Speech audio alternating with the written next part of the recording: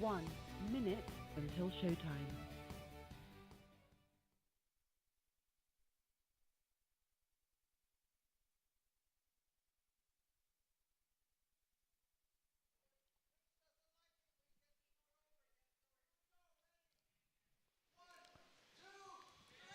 Whoa! Whoa! I think that was a little anemic. Let's see if we can't do better than that.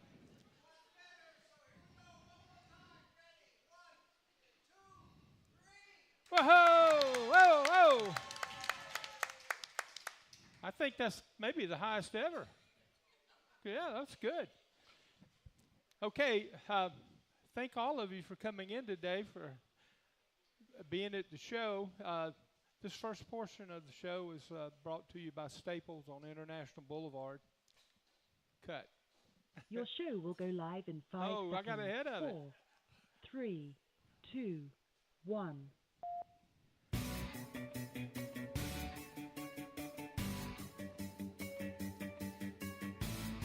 Now, from the world's most famous beach, from where beach racing began, it's the Legends of Racing radio show. Live from racing's original North Turn Beach Bar and Grill in Ponce Inlet, Florida. The Legends of Racing radio show. And your host, Buzz McKim. And co-host, Rich Combs. Well, thank you for being here. It's another good day at Ponce Inlet. I like being here at the North Turn. It's going to be a wonderful day. We've got a grand guest for you. I don't think we've had someone this knowledgeable and this complete as a racer in a long time. This portion of the show is being brought to you by Staples on International Boulevard. We all know what they have, and we all use it. So give them a chance when you need some products. Go down and see them. Let me introduce to you Chase Knight.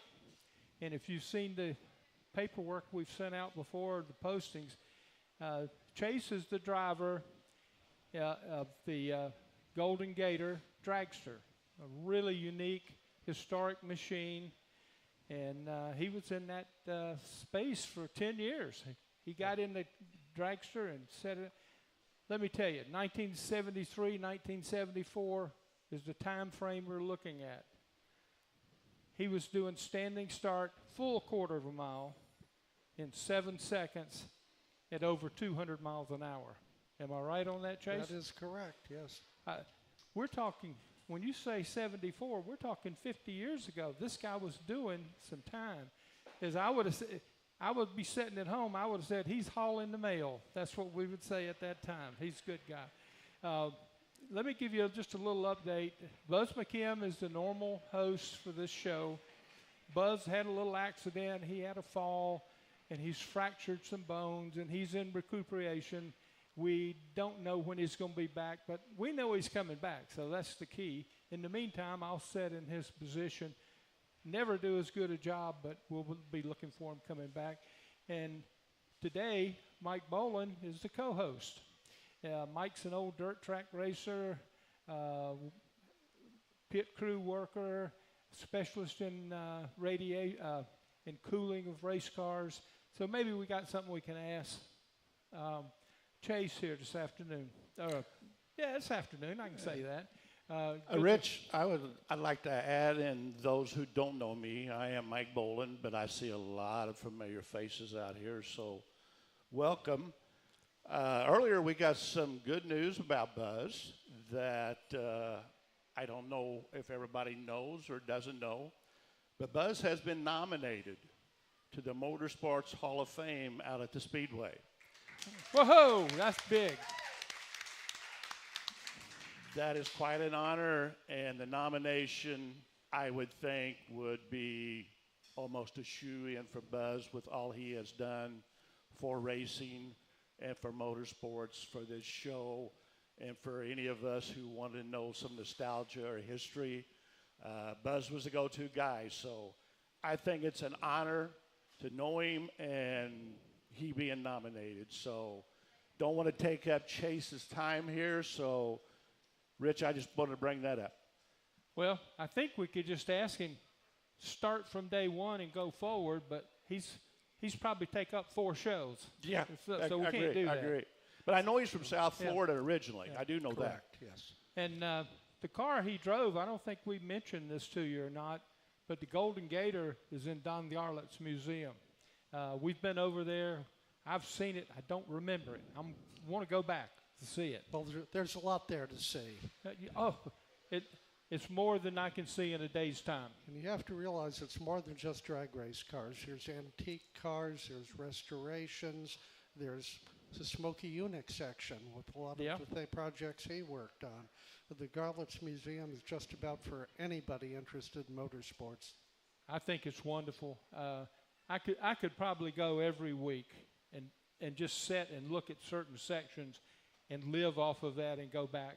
You know, if you try to make the whole show at one time, it's so much there, you can't take it in the way It's, you want to. it's overwhelming, yeah. absolutely. Well, tell me about the Golden Gator. The Golden Gator was the brainchild of a fellow named Al Leidert, who lived in Fort Lauderdale, literally only a few blocks from me. I didn't know him at the time. But he had 3 factories in Chicago, Los Angeles, and Fort Lauderdale where he made precision springs. Now, these aren't valve springs or suspension springs. Some of these border on the microscopic. And he did everything. He held a number of patents related to spring manufacturing. And he introduced himself. He sent me a letter, and there was a piece of Scotch tape with a lot of little black things stuck under it. Much I hate to say it, I said, why did he tape down these dead ants and send them to me? And what they were springs, compression springs, and he listed all the specs for them. The wire itself was only a few thousandths diameter. They had the material, the heat treat spec, da-da-da. He said, well, this is what I'm capable of. I want to go drag racing with my sons, and I want to build something different. And I'd like you to drive it. I said, wow, okay, fine. Yeah. Let's see what it is. So we got together and started out there. There were a total of 3 Golden Gators over the years, all rear-engine dragsters, all powered by a Milodon block 426 Type Hemi, iron heads, and the unique thing, 2 turbochargers, 1 supercharger. It was a compound deal, which wasn't well known at the time. For all of us guys who've played around with racing, and that's how I say played around, we thought we were really good. The motor in this car just thrills us. You got to think about it. 2 superchargers, 2 turbos, 1 supercharger, and you had a fuel injection system that was mechanical. A mechanical Hilborn fuel injection. There was no real electronic fuel injection back then. Yeah. And there were no data recorders either at the time. So he had about 5 telltale gauges mounted on the engine, which of course only read maximum values, and I had about 3 in the cockpit to look at. So it was pretty interesting. Yeah. We started out with a conventional store-bought Keith Black engine, supercharged top gas dragster engine. At that time, they were phasing out the top gas dragster class and coming up with a new eliminator bracket called ProComp. And it was kind of fascinating. It had dragsters, funny cars, altereds, blown, injected gas, injected fuel, all with different weight per cubic inch brakes to try to equalize the timing. And at first year we ran up until midsummer with the store-bought engine. Al put the turbos on. We went to Indianapolis, national championships. Great place to start working out a combination at, you know. Hardly any baseline, but it was a lot of work. A lot of people were suspicious. It was within the rules, but a lot of folks didn't like it. So I might not have been the most popular guy for a while.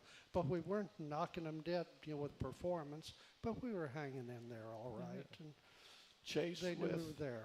Chase, excuse me, with that engine, which it marvels me how it was all put together and held together, back when you were running 200-mile-an-hour plus quarter miles, I doubt that you had computers telling you about fuel-to-air mixtures and ratios and all that. The engine tuner was probably doing it as the old style way of listening Looking and at figuring. spark plugs, yeah. And mark and the feeler gauge on the spark plugs and things of that nature. Correct.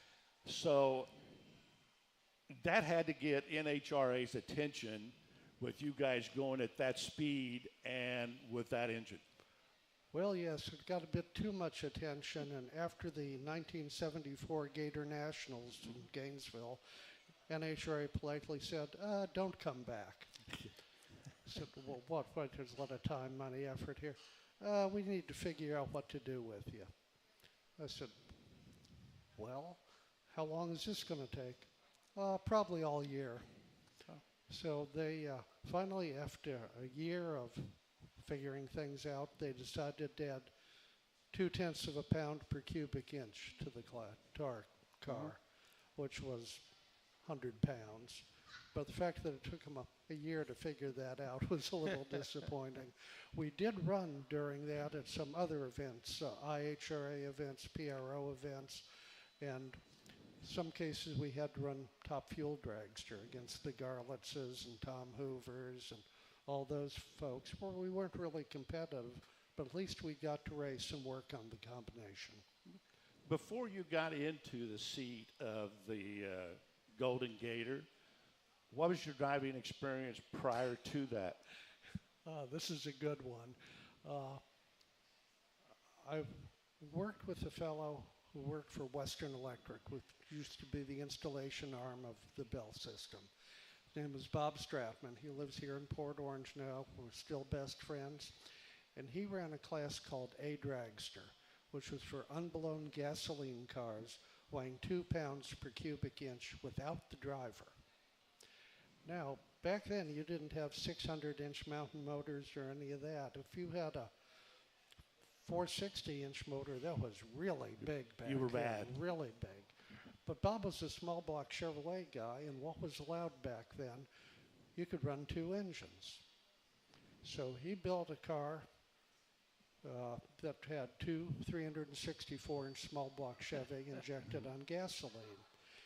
And the car was home-built chassis and all, direct drive, slipper clutch, and it ran real well. He set the record numerous times, held it on and off for nearly 7 years after we progressed through a few different chassis, adding a 2-speed, then a 3-speed transmission. Well, I helped him. He was, again, working for Western Electric. He was out of town a lot, and he didn't get to work on his car. And I needed a place to live.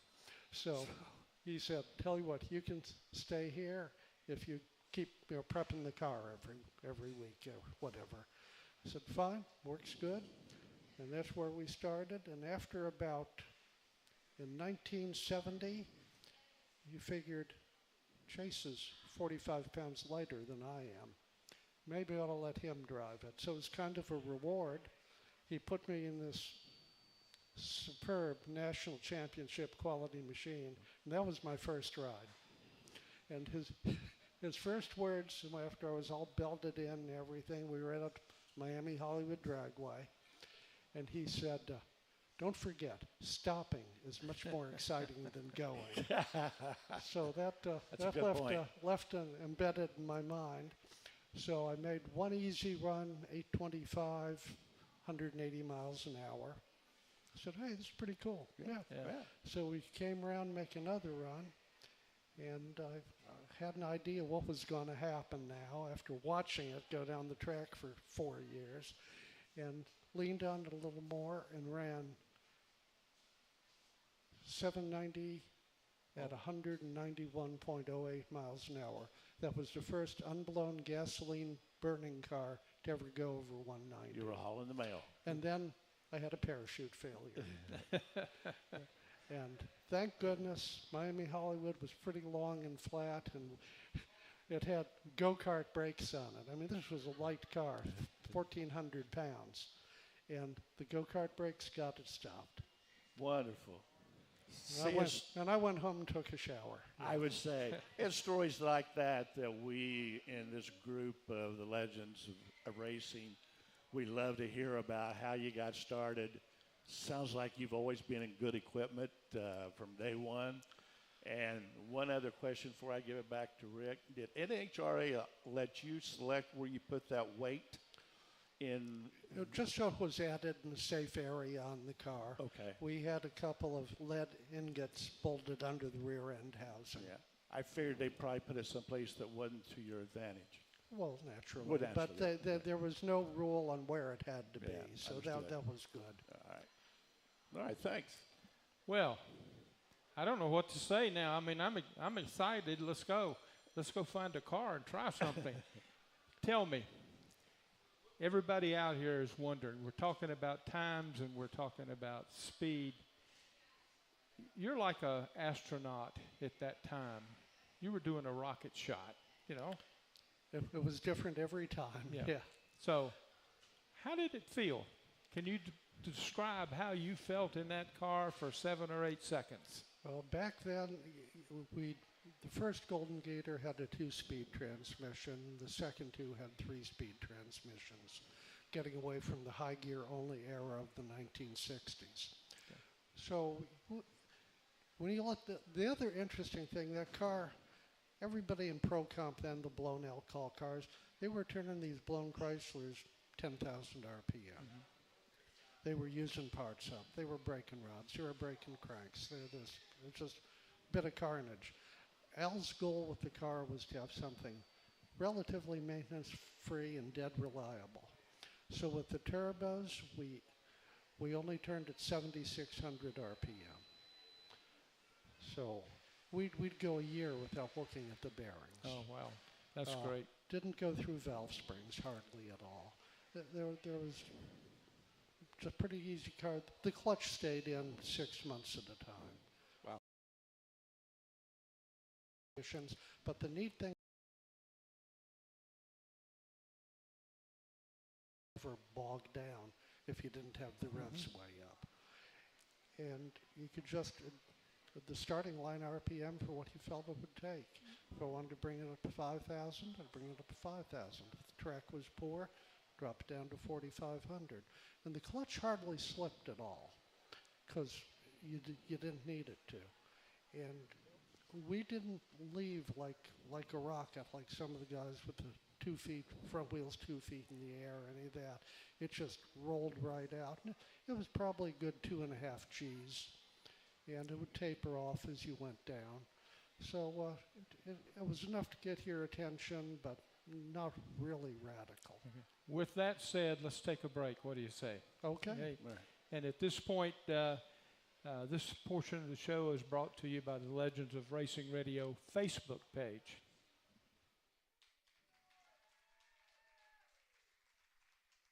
Good story.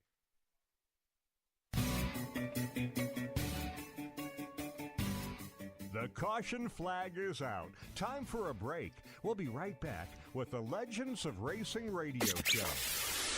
At Beach Boys Embroidery and Tees, it's all about making you happy. Beach Boys Embroidery can customize your athletic golf apparel, caps, hats, badges, buttons, magnets, backpacks, bags, totes, clocks, watches, oh, and of course, T-shirts. Sure, they're at 2033 South Ridgewood Avenue in South Daytona, and they're waiting for you to call now. 386-255-5880. Beach Boys Embroidery and Tees. Let Aloha Marine get you on the water with huge discounts on great brands like Bayliner, Carolina Skiff, Hurricane, Key West, and Regal. Pay as little as $169 a month with 10% down and approved credit. Don't wait. Get to Aloha Marine, 1700 North Nova Road, Holly Hill, Monday through Saturday. 47 years and always better than boat show prices. We're back from where it all began. Racing's original North Turn Beach Bar and Grill. The Legends of Racing radio show continues with your host Buzz McKim and co-host Rich Combs. Okay, thanks for hanging around. I guess you could say we might be here the rest of the afternoon. You've seen the type of experience that Chase has had. how he feels about it. And guess what? He brought along some other famous racers from that time. I don't know if he drug them along or I he had to paid pay them. them, yeah. He thinks he paid them. So why don't you introduce these guys that are here? Well, we have Jimmy Susi, a longtime stock and super stock racer, a Ford guy from North Miami, but I still talk to him. We have Virgil Poole, drag bike fellow, and car information. Also a Miami area guy, Bob Sinclair, one of the first pro stock bike guys out there. Just a good fan club I've got. Oh, yeah. Not the largest one, but I've got one. Well, Jimmy said that he was the fastest out of all. Is that right, or is he just pulling my leg? He attracted the most women. Oh, yeah. Oh, Well, that is an asset. yeah. Yeah. We knew that, I Yeah, think. yeah, Yeah. yeah. Okay. Well, as we ended up the last segment there, you were telling us how it felt to be in the dragster, and you're getting to the point where you're going to say, it's all about torque. That's what you feel. Correct. Torque's what makes everything work. Yeah. I had the thrill, and I literally mean that. I worked at Crane Cams for 49 years. I was a camshaft and valve train product That's fantastic. manager. I just said That's fantastic. And I got to participate in so many incredible projects. It was like Disney World, Yeah. Every day there was something new. We worked with the OEM manufacturers. We worked with race teams in every racing discipline, whether it was oval track, boat racing, airboat racing.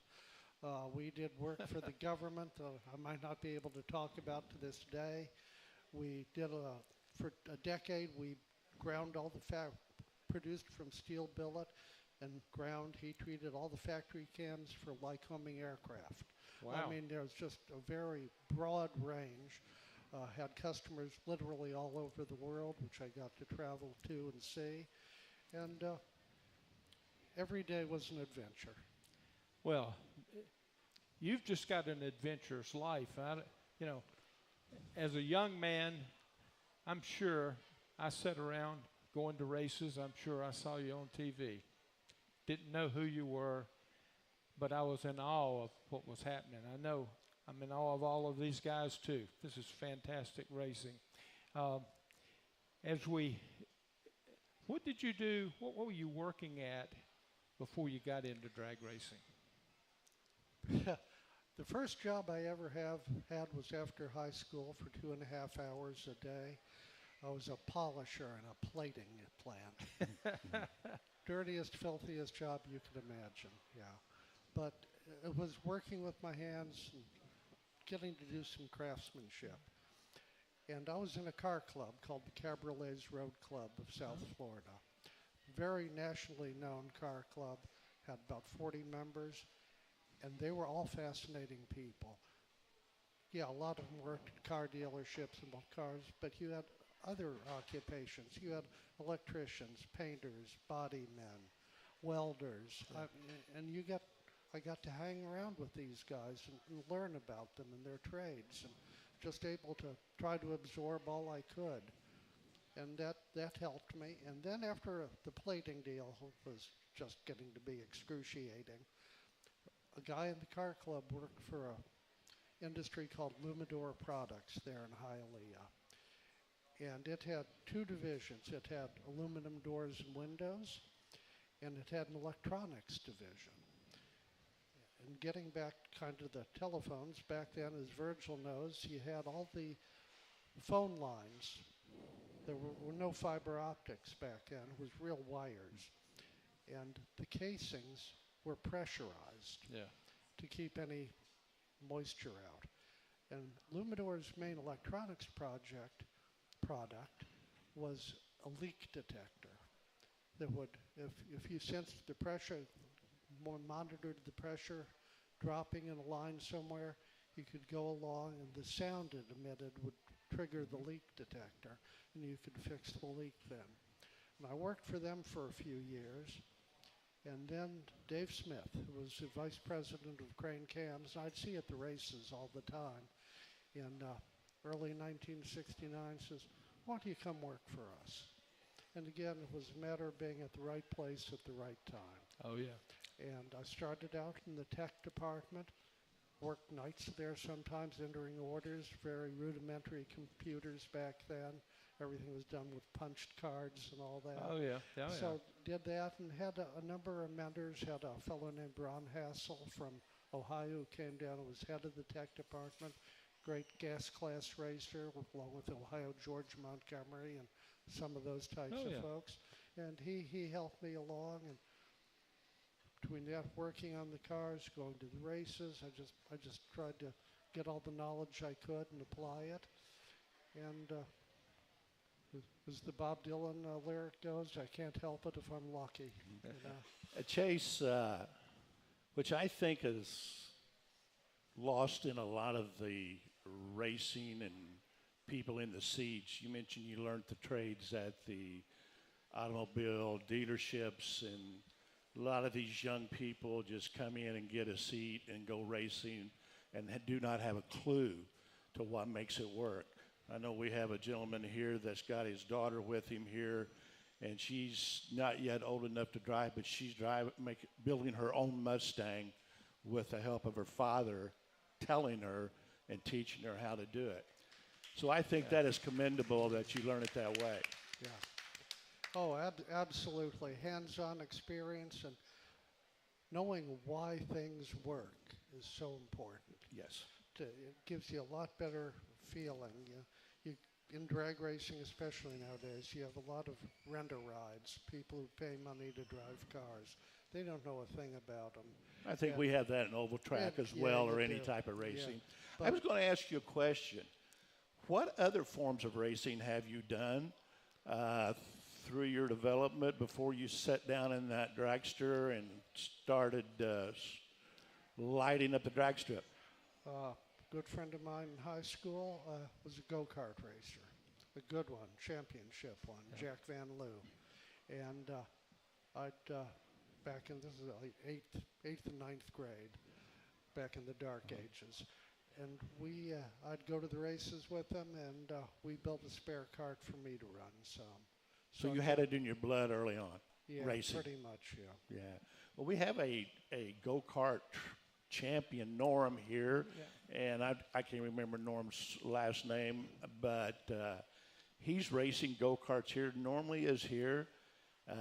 He's got a young lady. They call her Hurricane Hannah, and I guess they are whooping up on some the go-kart community between here and Ocala. And so we're familiar with the go-kart group that's around. My next question I have, with the Golden Gator, how did it end up in a restaurant? Okay, we raced from 1972 through 1982. Al Leitert, the owner, was starting to have some health issues, some heart problems, and the boys discovered something other than drag racing. I think it's called girls. That happens to a lot of us. And he just couldn't keep it up anymore. We'd go to the races. We'd have one fellow that would frequently come with us, but if no one came with us, we'd have to pick up a crew at the track. Fortunately, there wasn't too maintenance intensive then. But he kept the car for a number of years, hoping he'd recover enough to return to the sport. He wasn't able to. So he sold the car complete, ready to run, trailer, all the spare parts, to a fellow in Fort Lauderdale who figured he'd make a fortune parting it out and selling it off. And well, that fortune never occurred.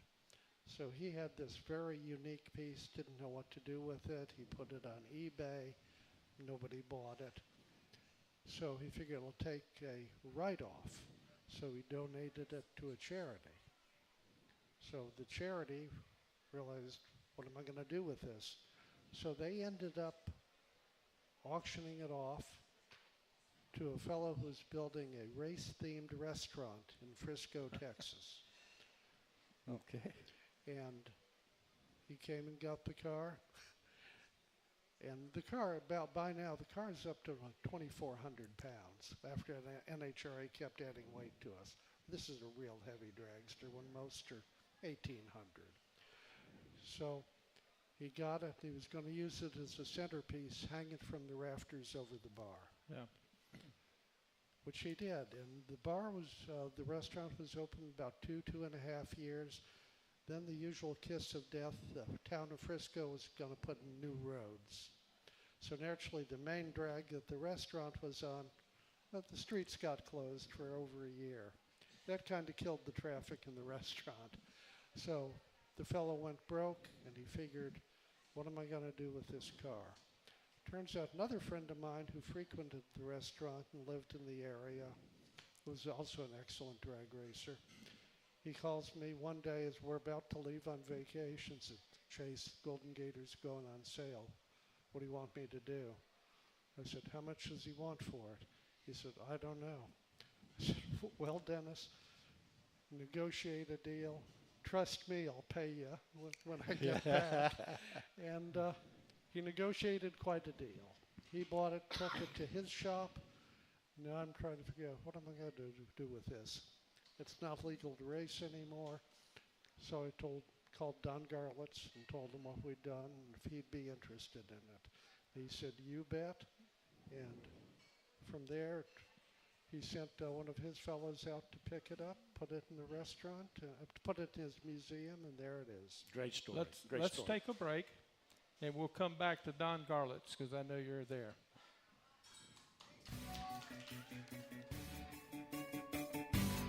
The caution flag is out. Time for a break. We'll be right back with the Legends of Racing radio show. Racing's original North Turn is our broadcast headquarters. If you're looking for a good drink, great entertainment, and the best in food, they're right on the beach at Racing's original North Turn. Come on down to dinner tonight. Here are a couple of testimonials. These are actual testimonials from people who have enjoyed the North Turn. Been there many times, always great food and drinks, great location on the beach. And another, what a great experience. It's my new favorite restaurant in the Daytona Beach area, Racing's original North Turn on South Atlantic Avenue. That's A1A in Ponce Inlet, about 3.2 miles south of the Dunlawton Bridge and A1A intersection. It's Racing's original North Turn, a restaurant, museum, bar, gift shop, live music. That's Racing's North Turn. Racing's original North Turn has been voted by you Best Beach Bar Top 10 year after year after year. We're back from where it all began. Racing's original North Turn Beach Bar and Grill. The Legends of Racing radio show continues with your host Buzz McKim and co-host Rich Combs.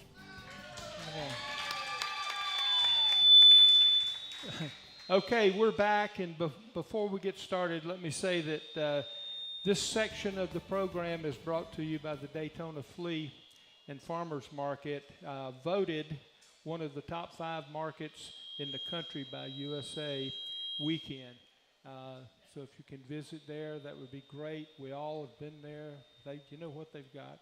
At this point, we also like to bring along a question from the audience. And we have a regular, a friend of ours, Tony, and Tony's here. Watch out for him. Put your hands in your pockets and count your fingers after he asks you this question. You're on, Tony. Hey, Welcome back, Tony. Glad to see you back. thank you, thank you. First off, I just wanted to mention that Crane Cams was a Daytona Beach company over on Fentress Boulevard. Wow, I didn't That know. was, I think, one of the first times I came down here for the races and somehow discovered that this company you'd seen stickers for years, there they were. That was cool. And Chase was inside. Yeah. Yeah, working on valve trains. The question is, you drove a twin V8 dragster and then another one with turbos and a supercharger, and you had to shift at some point in a 7-second time period. What were those cars like to launch? They were pretty exciting if everything went well. Again, the car not having a severe clutch impact helped a lot. And like I say, we pulled about 2.5 Gs. It was 0 to 60 and 0 to 100 in about a second. So it would set you back in the seat, you'd know it. And taper off a bit, and you're busy shifting. And like I say, I had some gauges I also needed to watch. There was a manifold pressure gauge, the old oil pressure gauge, the tachometer, and had a fuel pressure gauge for a while too, which NHRA didn't like in case it leaked. So there was a number of things to do. And then you had to pull the parachute too to make sure you got stopped. So there was, it kept you active. One thing Al tried on the car, which NHRA didn't like again, he put a pressure sensor and a radio-controlled model airplane transmitter on the car. And he held a box with a receiver and a gauge on it, so he could stand there in the starting line and watch what the boost pressure did as the car went down the track. And that helped some of the tuning also, but again, we had to take it off because they were worried he was controlling the car. Thanks, Tony. Thanks, Tony. Thank you. And I said we'd get back to Don Garlitz. What's your take on Don? What's the story? I've known him since probably 1963 when he'd come to race at the Florida State Championships at Master Field in Miami. And we got to be friends over the years. I'd help him at some of the races when he'd come to Miami. I'd help him with some cam and valve train issues. And we just got to be really good friends and still are. He's going to say, one of the things he's got over there, which doesn't really fit into racing at all, Jimmy Susi, I know, remembers that living in South Florida, every Saturday at 11 a.m., we'd hear this god-awful air raid siren. Okay. And Jimmy probably knew where it was. I didn't. I always thought it was there in downtown Hialeah because it was loud. Found out decades later it was in downtown Miami, but it sounded like it was 3 miles away. This is one of a series of about 150 air raid sirens Chrysler Corporation built to spread around the country in the 1950s. And of all things, it was powered by a 354 Chrysler Hemi. Okay. All 150 of them. Well, it had got transferred to the roof of the Miami High Life Fronton and relocated there because downtown Miami property was outrageous. So they were leveling the High Life Fronton, and the guy in charge of the demolition knew Garlitz, had heard of Garlitz, and said, I got something here with a 354 Hemi on it you can have. Would you like it? So, well, what is it? Oh, it's an air raid siren. And Garlitz said, well, can you send me some pictures? So send me pictures. Garlitz said he's always been into airplanes also, and aviation.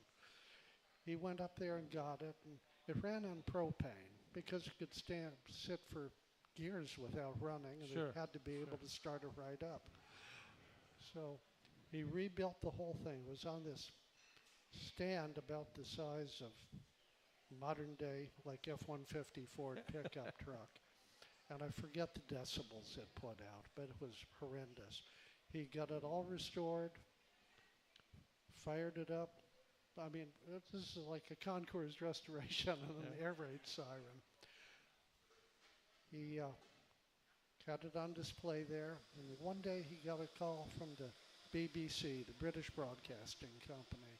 They said, we're going to do a story about these air raid sirens, and we understand you've got the only one that still runs. I said, yeah, that's right.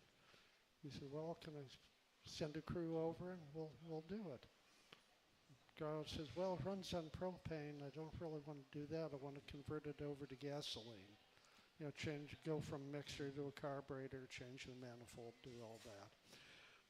So he got it all finished. It's way in one corner of the museum. And you know how crowded that place is. He fires up the air raid siren in the museum. He couldn't turn it off quick enough. Everything came down off the walls, stuff broke. But he reminded himself never to do that again. the BBC crew came, did the program, and that's just one of the fascinating things he gets involved in. I know there's 100 more stories like that you don't want to tell now. That's the clean one, right? Yeah. Oh, yeah. We've heard those stories. And so thank you for sharing that with us. As we move along here, I see these guys that are old-time drag racers, heroes. Yep. Is there a chance you think one of them would want to ask you a question in front of the audience? You think there's anything we can bring out? Well, give it a try. Who you want to pick? Jimmy? Okay, Jimmy. We'll come back after the break with your question, okay? Let's take a break at this point.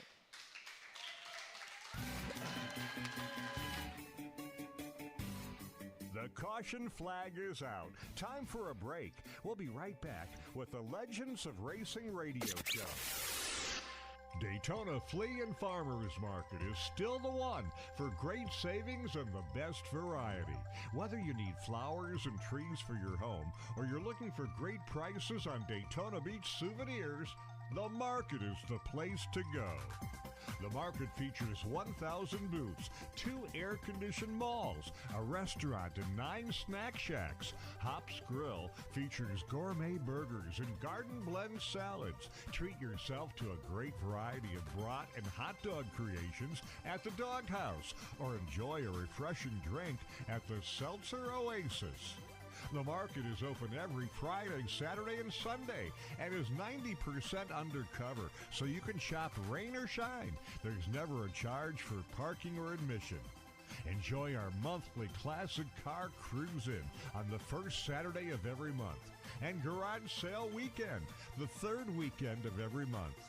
See all we have to offer at DaytonaFleaMarket.com or like us on Facebook.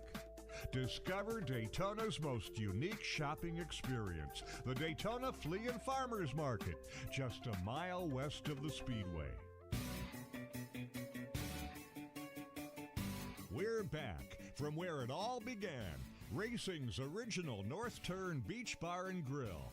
The Legends of Racing radio show continues with your host, Buzz McKim, and co-host, Rich Combs. Hey. Okay, this section of the program will be brought to you by Homewood Suites by Hilton. We all know that name. We all know the product. It's great. Go visit with them. I see Jimmy's up here, and the only way I can figure you got Jimmy up here is you've got something over on him, so he's got an opportunity to get even with you. Nothing on him. It's I've known him since before I was old enough to drive. Oh, is that? We go back a ways.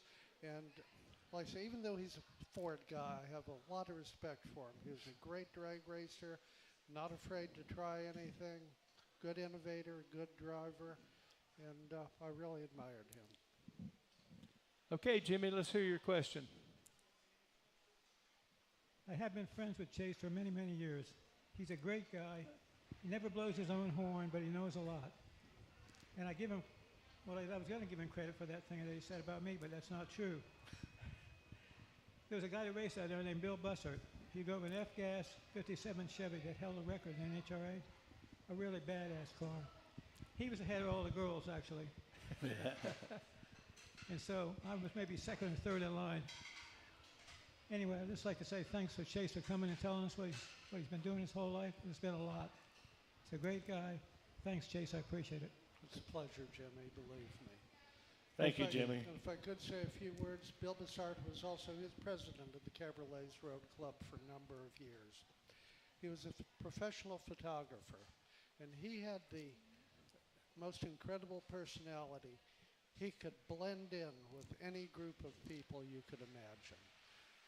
Derelicts to millionaires, he was there. And with the photography, he also did some writing, one of the all-time natural drag race drivers. He was good with the 4-speed as anyone ever was out there. And just really miss him. He passed away about a decade ago. And yeah, neat guy. That's a wonderful tribute to him by you. I'm going to go back just a little bit to Don Garlitz.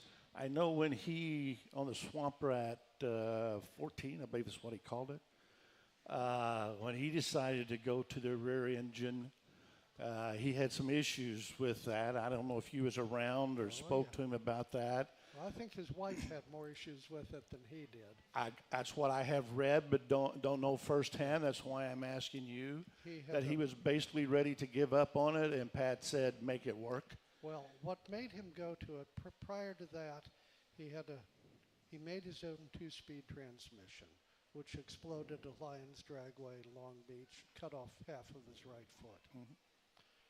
So he was sitting there in the hospital figuring out what to do. And there were a few other fellows around the country who had rear-engine dragsters, but they weren't killer cars. Mm-hmm. They weren't run by name teams, name engine builders. It was a little hit-and-miss type deal. So he decided to build a rear-engine car. Little did his wife know that T.C. Lemons and Connie Swingle at the same time in another part of the shop were building another front engine car. So they got the rear engine car together and he took it over to Oldsmar, which is a track in the Tampa area. And he could not get it to handle right. It would go down track halfway and mysteriously turn one way or the other, and that's not good. Go. So they're TC and Conrad and Don are coming back. And he said, Don says, I don't think I'm moving the wheel. I don't know what's happening. So Conrad said, well, let's just slow the steering down, slow the ratio down. So they killed it by about 50%. I mean, I took the car back, redid the steering, went back out there, went to Orlando, I think was next time they went out. And it just went right down the track, happy as anything. They load up, go to Pomona for the California Winter Nationals. First time, everybody's looking at the car and laughing. You know, the old man's lost it here. What's he doing with that? Well, he just low qualifier, low ET, and won the event. Yep. And everybody's thinking, well, maybe he's got something here. And that's where all that started. But when Pat stumbled across the new front engine dragster, what's that for? I'm going to let somebody borrow it and run match races in my name. She said, yeah, you mean you're not going to drive it? Well, the car ended up getting sold, but he was ready to go back to it if it had to be. Great. That's a good story. I know you've been involved with Mopar all your life. It seems like it. It's Other si- than well, the twin Chevy yeah, car. yeah. Well, we have in our audience today, we have Kathy Bridges. Kathy is bringing along to Daytona Mopars at the Beach. Comes off in October, and she's done this for 9 years, or this is the 9th year, and she's been used to bringing in around 400 cars from around the nation, top Mopars. She's going to be doing that here again this time. Since you're a local Mopar guy, I'd like to introduce Kathy to you. She was on the show. It's wonderful, so I'm sure you'll like it. Yeah, I've only owned 2 cars in my life, and they've both been Mopars. 67 Satellite Sebring and a 73 Charger, which I put 500,000 miles on. Wow. So I think you guys have some things to talk about, and I'm hoping you'll be at the show. Oh, absolutely. We'll be there, I can guarantee you. And if he happened to stumble along Don Garlitz along the way somewhere, I'm sure Kathy would love for you to invite him over to her show and probably could do a special Q&A session or something like that with Don and you if that could be arranged. I'll probably be talking to him in a couple of weeks over another little program we're doing, and Okay. Please mention shouldn't be it. a problem. Yeah. Now, in the new world of Mopar, big engines, big horsepower, what do you like? What's your favorite? Well, kind of addicted to the 426 Hemi style engine. Yeah. It's a real race type engine because NASCAR banned it, so it had to be a real race engine. Well, We won't go. Well, We won't go there. Yeah. You know, we pretty much get a NASCAR crowd here. I know. Yeah, and Mike's an old dirt racer. He likes to get out and play in the dirt and sling it up on the walls. And he's high, wide, and handsome type guy, you know. Well, I'm getting wide. He's always been handsome, is what he meant to say. No, but I have no trouble with NASCAR. My wife even worked with Buzz for a number of years. Oh, wonderful. I heard that. So that's she's got some pretty good stories to tell too. But she worked at the museum, and she helped oversee the transition from print to digital, Oh, wonderful. Wonderful. Well, which she accomplished and networked herself out of a job. so if you were buying a new Mopar today, what would you buy? Streetcar for you. It'd have to be a Challenger. Okay, there we go. Got the crowd agreeing with you. Okay, we'll take another break here.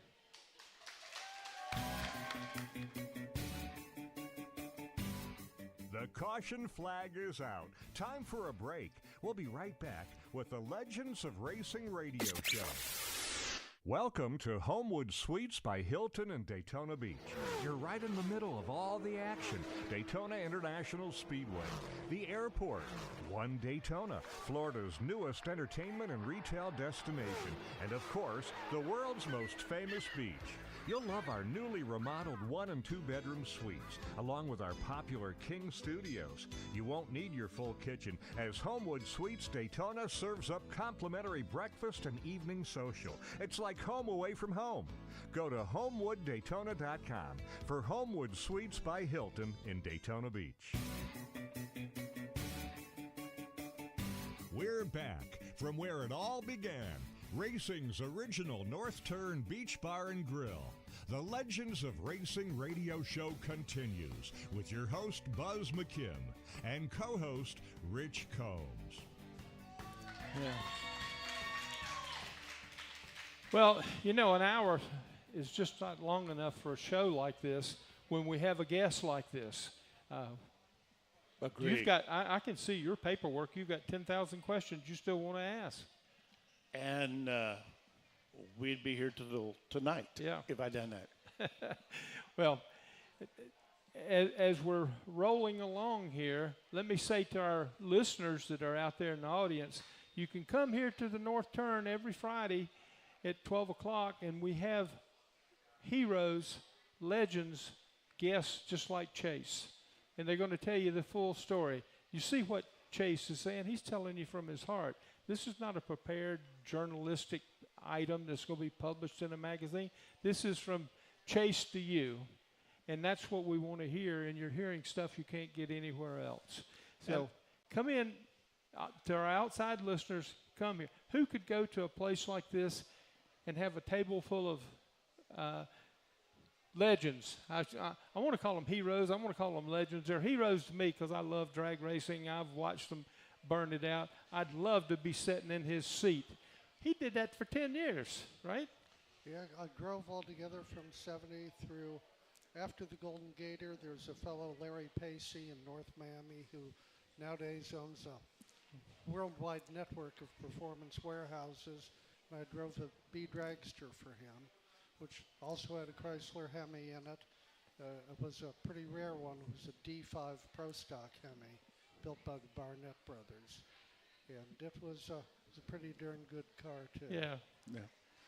Well, the whole show is based on the legends of racing, and I think we all need to give Mike and Danny here a hand for putting this together, because they do the labor of getting this set up and getting it torn down.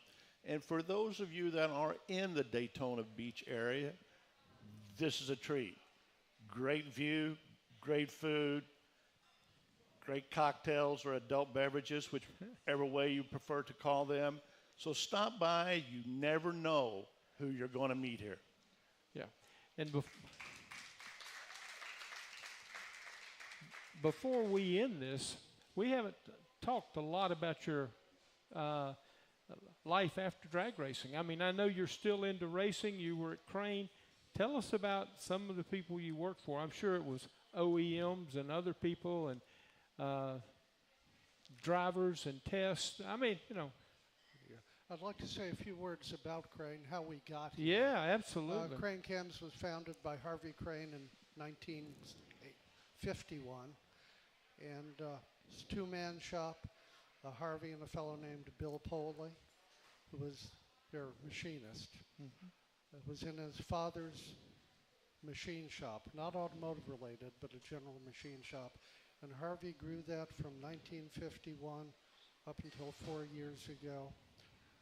We were in Hollandale, Florida, which is right on the border between Dade and Broward County down there. Went through a few factories, growing, acquired other businesses, and it got to be where we had like multiple overheads, 5 overheads. Memphis, Muskegon, Michigan, Hollywood, Florida, Hollandale, Florida, a couple others. We were pretty much a full service deal, heat treating, anodizing, everything. And the multiple overheads and the taxes were killing us. Our president at the time, a fellow named Grayson Mall, started looking, came up to Daytona, worked with the city. We got very favorable tax bond issues. We moved, built a whole new building on 530 Fentress Boulevard. Moved up here starting in 1984 with the Muskegon, Michigan branch, which was also a comprehensive heat treater and OEM cam supplier for all the big 4. We outgrew that, had to add a few, and acquired other businesses, a company named Allison Ignition, which was Los Angeles based, but was in competition with Mallory and Excel Sure. and other ignition like that.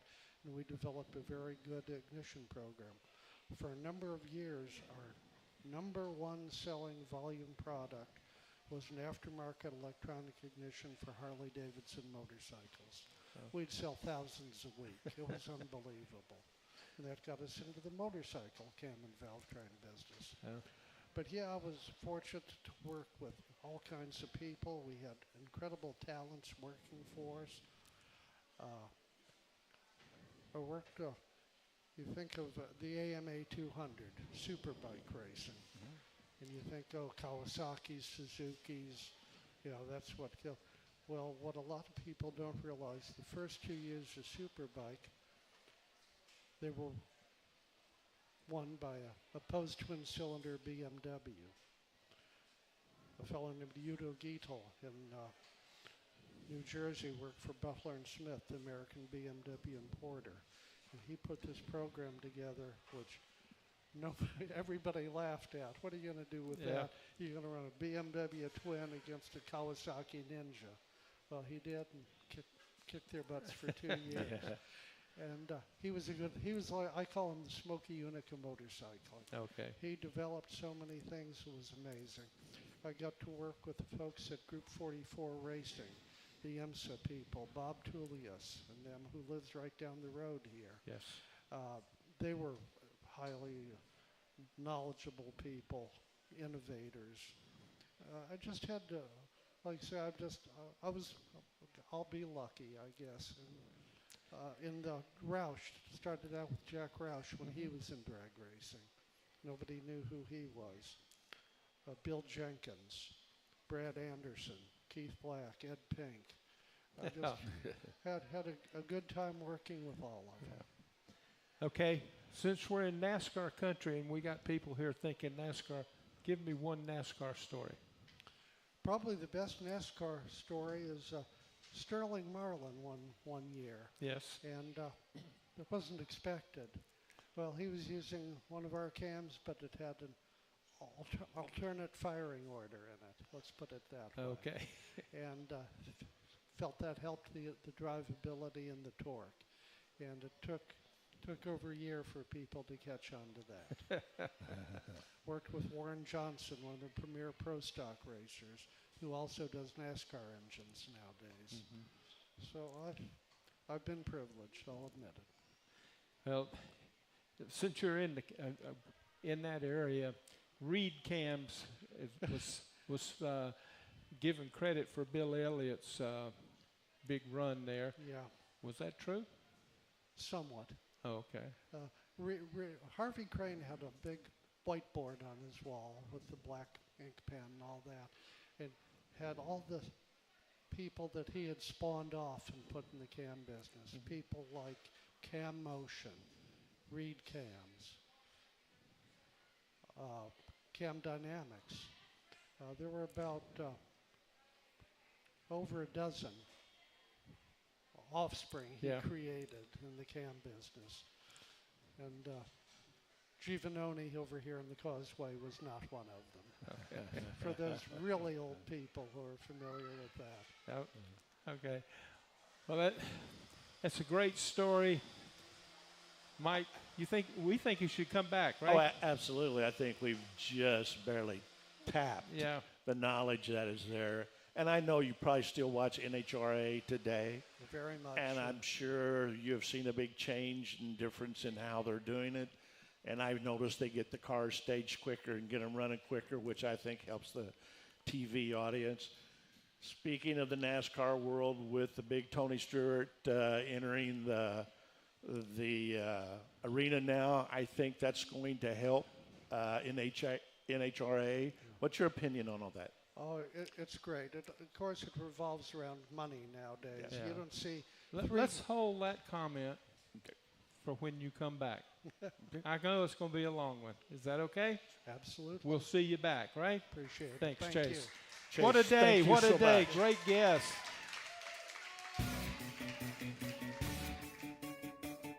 The Legends of Racing radio show originates